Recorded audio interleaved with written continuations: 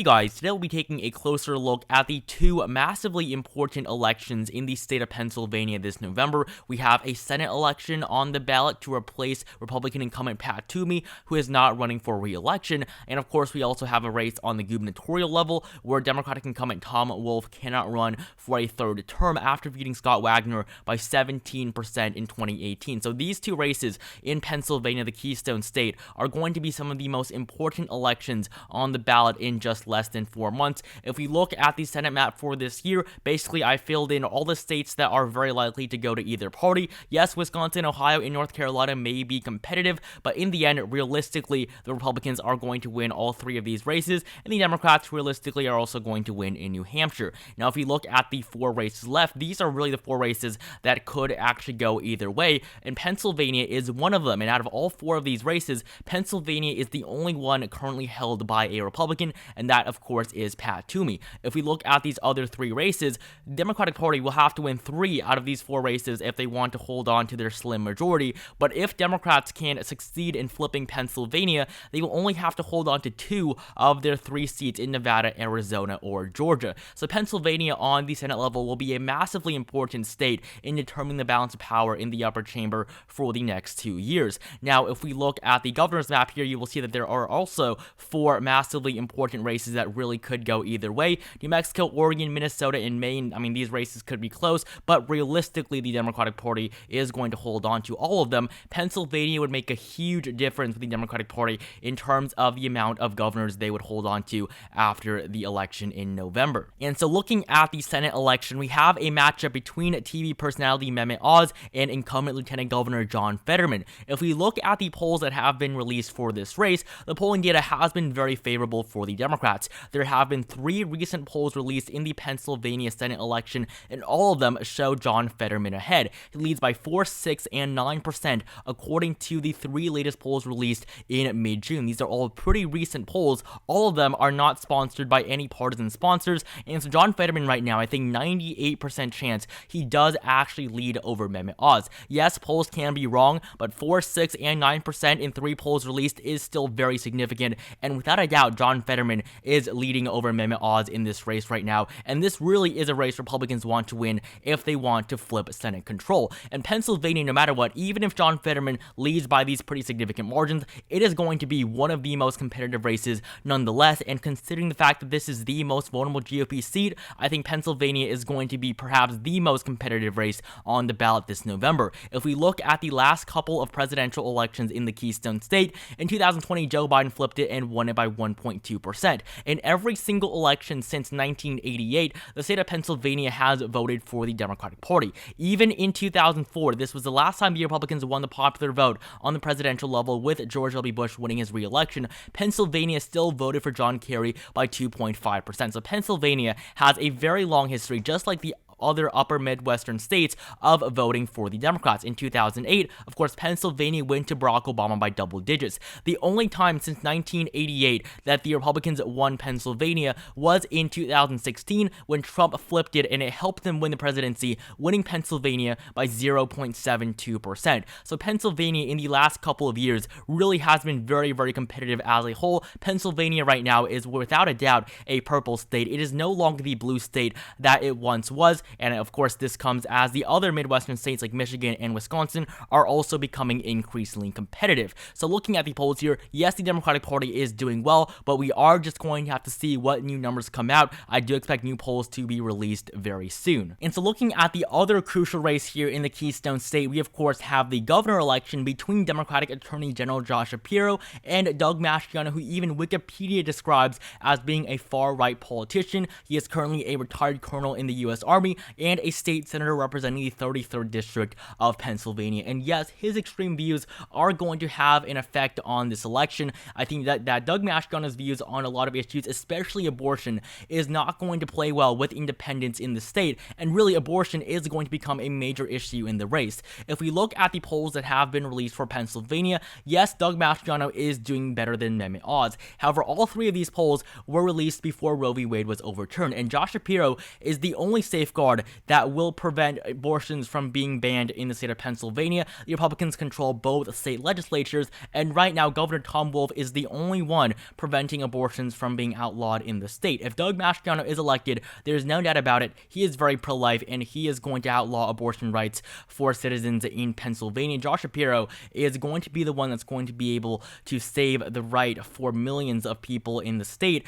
and that really is going to energize a lot of voters, and I do believe his polling numbers will go up in the next couple of months as a result of that. But if we do look at the 3 polls that have been released, these are the 3 exact same polls that were released for the Senate election, released from Singal, Fabrizio, and Suffolk. All 3 of these polls show John Fetterman doing better than Josh Shapiro, and I don't think that is too surprising. John Fetterman really is a better candidate on the statewide level. I think that John Fetterman is a very unique candidate, and I do think he has a very strong ability to win in a race that really he should not be favored in. Now, if we look at the governor's race and the Senate race, Mehmet Oz is the only candidate in both of these races without any history running political campaigns, and that really is showing. Despite John Fetterman literally having a stroke and being in the hospital for the last couple of weeks, John Fetterman is still really destroying Mehmet Oz in the latest polls that we have seen. And another very telling sign as to how these races are going for both parties is, of course, the betting markets. And in the betting markets currently, the Democratic Party has a 62% chance at flipping the Senate seat in Pennsylvania, and there currently is a 40% chance that the Republicans hold on to it. But things really were not always this way. If we look at the betting odds here for both parties, at one point in time 3 months ago, the Republican Party had a 60% chance at holding on to their seat. Now they have a 40% chance at winning, and their numbers really went down after the polls were released for the state in mid-June. These 3 polls showing John Fetterman ahead in all 3 of them by very significant numbers, and this really did cause the GOP's numbers here to drastically decrease for Mehmet Oz. I think that Mehmet Oz's weakness as a candidate really is starting to show, and if that continues into the election in November, the odds for the Democratic Party is going to continue to increase. And I mean, the odds for Democrats have really increased nationwide as a result of their base simply being more energized, and I do think that Roe v. Wade is going to play a big part in these elections. Yes, Roe v. Wade is not going to create the magical millions of votes that the Democratic Party is going to need to win a lot of key races, but in a race as close as Pennsylvania, just a slight chunk of the base being more energized for the Democratic Party is going to make a significant difference. And looking at the odds here on the gubernatorial level, currently the Democratic Party has a 69% chance at retaining the governor's mansion here, and the GOP has a 32% chance at flipping it. If we look at the graph, very similar to what we see on the Senate level, the Republican Party came into this race before the primaries with a very significant advantage, but their odds drastically has decreased over the last couple of months. But really, it was a lot more drastic on the gubernatorial level. Basically, once it looked like Doug Mastriano was going to win the nomination, and then after he won the nomination in early May, the race basically became one that the Democratic Party had a pretty significant advantage in. And of course, after Roe v. Wade was overturned around the 23rd to the 24th of June, the numbers went even lower for the GOP. At one point, they had just a 30% chance at flipping the governorship here in Pennsylvania, all the way down from the 67% chance that they had just a few months prior. So Josh Shapiro right now